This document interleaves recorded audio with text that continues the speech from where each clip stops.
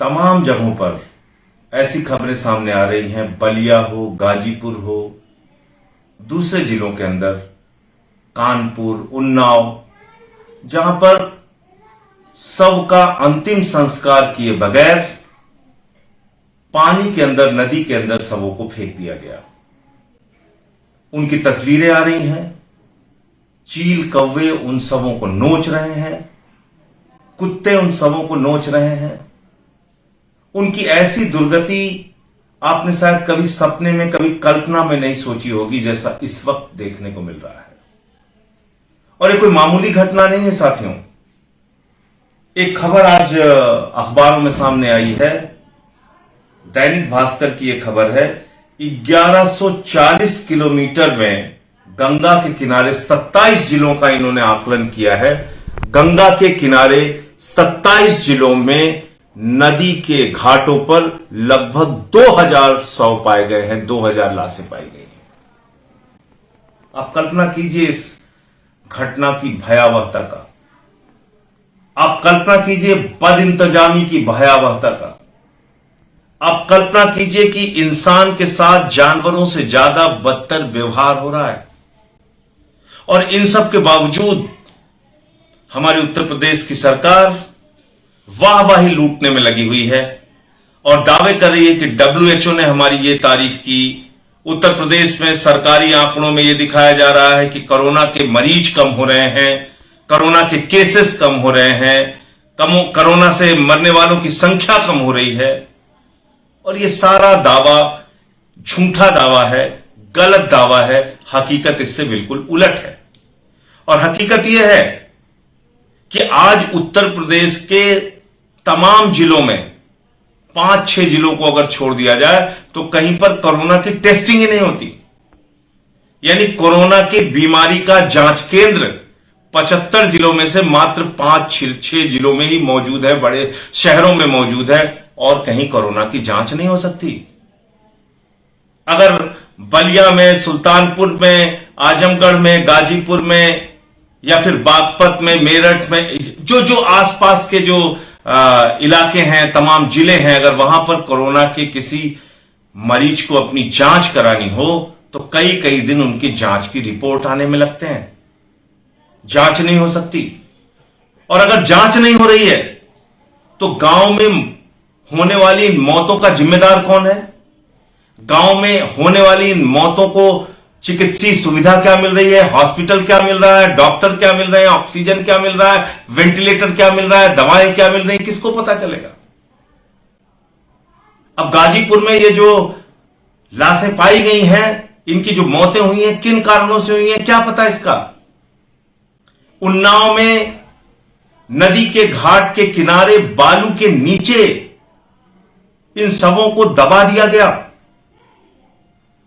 आप शवों को बालू से ढक सकते हैं, छिपा सकते हैं, लेकिन अपनी कमियों को छिपाने से समस्या का समाधान नहीं होगा। यह उत्तर प्रदेश की सरकार को, योगी आदित्यनाथ जी को समझना चाहिए। आप कोरोना की जांच पर रोक लगा देंगे, कोरोना की रिपोर्ट कम आएगी, कोरोना के नंबर कम आएंगे, इससे कोरोना की बीमारी कम नहीं होगी, इससे मरने वालों की संख्या कम नहीं होगी, इससे उत्तर प्रदेश में कोरोना की भयावहता कम नहीं होगी, बल्कि यह लगातार और बढ़ेगी और भयानक रूप लेगी। जो मौत के आंकड़े सरकार दिखा रही है और जो मौत के आंकड़े वास्तव में हैं, यह मेरठ की रिपोर्ट है। 25 तारीख को सरकारी आंकड़ों में 7 मृत्यु दिखाई गई कोरोना से, जबकि शमशान पर जो कोरोना के से मरने वाले, कोरोना से जिन लोगों की मृत्यु होती है, उनके लिए जो शमशान बनाया जाता है, उस शमशान पे 25 लाशें जलाई गई। 26 तारीख को 2 मौतों का आंकड़ा दिखाया गया, 33 शमशान पर सब जलाए गए। 27 को 4 दिखाया गया सरकारी आंकड़ा और 18 शव जलाए गए। 28 को 3 दिखाया गया, 16 शव जलाए गए। 29 को 5 दिखाया गया और 25 शव जलाए गए। 30 को 5 दिखाया गया और 19 जलाए गए। 1 तारीख को 3 दिखाया गया और 27 जलाए गए, 2 तारीख को 7 दिखाया गया और 27 जलाए गए। इस प्रकार से ये तमाम, और ये इसी तरह की खबरें गोरखपुर में 15 गुना ज्यादा मौतें हुई हैं सरकारी रिकॉर्ड से, यानी सरकारी रिकॉर्ड में जो मौतें दिखाई गई हैं उससे 15 गुना ज्यादा मौतें हुई हैं, शमशान में वो शव जलाए गए हैं। लखनऊ में 10 गुना ज्यादा, यानी सरकारी आंकड़ों में जो मौतें दिखाई गई हैं उससे 10 गुना ज्यादा मौतें हुई हैं। 1500 लोगों की 10 दिन में 1500 लोगों के शव जलाए गए।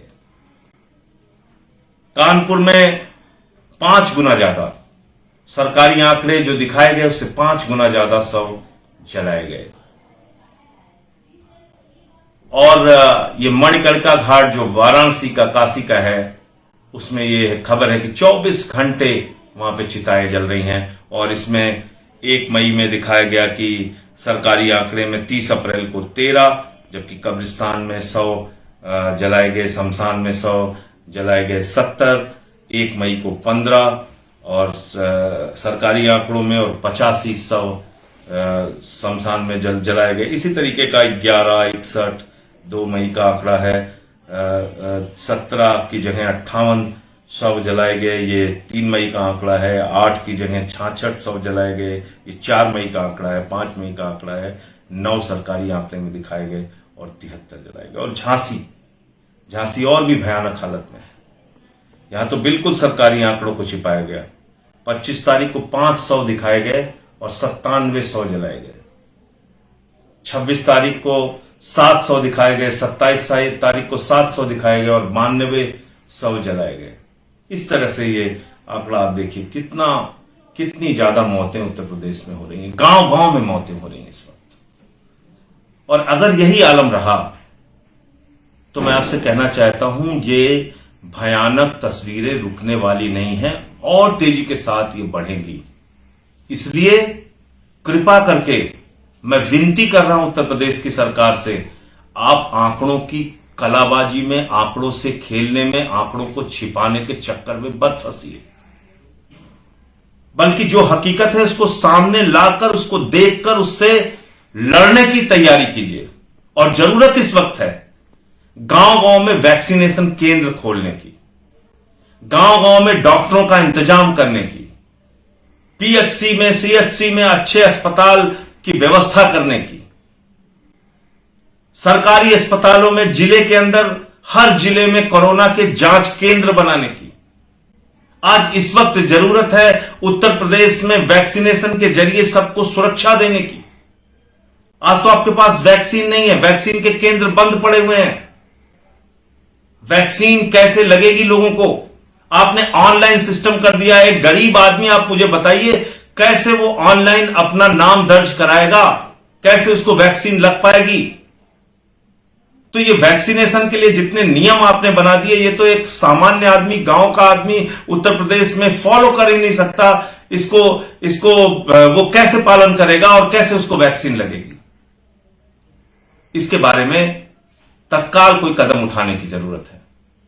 जिलों में ऑक्सीजन का इंतजाम हो, बेड का इंतजाम हो, वेंटिलेटर का इंतजाम हो, तो ये मौतें रुक सकती हैं। तो आपको नदी के घाट के किनारे ये मरने वाले लोगों की दृश्य, उनकी शव, ये जो दिख रहे हैं, ये तस्वीरें तब रुक सकती हैं। जिन लोगों को इस कोरोना की महामारी में अपनी जान गंवानी पड़ रही है, कम से कम उनको अंतिम संस्कार की तो व्यवस्था हो जाए।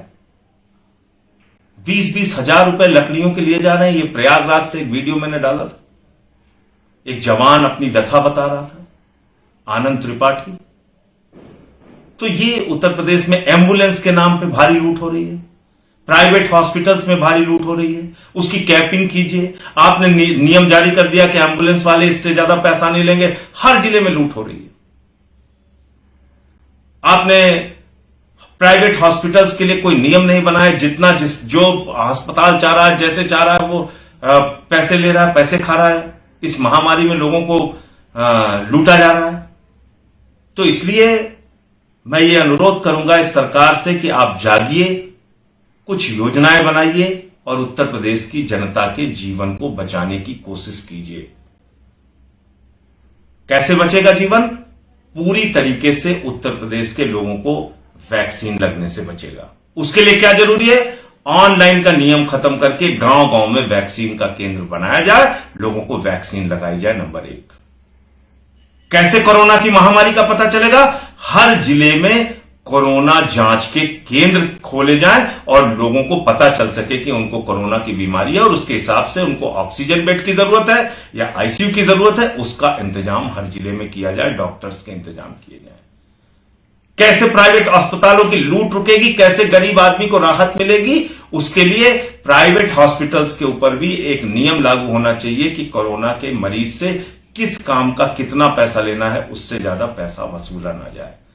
कैसे ये नदी के घाटों पर भयावह तस्वीरें जो आ रही ये रुकेगी, इसके लिए आपको अंतिम संस्कार की कम से कम व्यवस्था निःशुल्क, लोगों के लिए जिनकी मृत्यु हो जाती है उनका अंतिम संस्कार निःशुल्क हो सके, उनको लकड़ी के चक्कर में घंटों इंतजार करने के चक्कर में अपने घर वाले का शव नदी में ना फेंकना पड़े, उसकी दुर्गति ना हो, इसकी व्यवस्था करनी पड़ेगी। नेशनल दस्तक की आपसे गुजारिश है कि अगर इसको बचाना चाहते हैं तो नेशनल दस्तक को सब्सक्राइब करने के लिए रेड कलर के सब्सक्राइब बटन को दबाएं, फिर बेल आइकन की घंटी दबाएं। नेशनल दस्तक को बचाने के लिए बहुत जरूरी है कि हर खबर को शेयर करें, लाइक करें, कमेंट जरूर करें।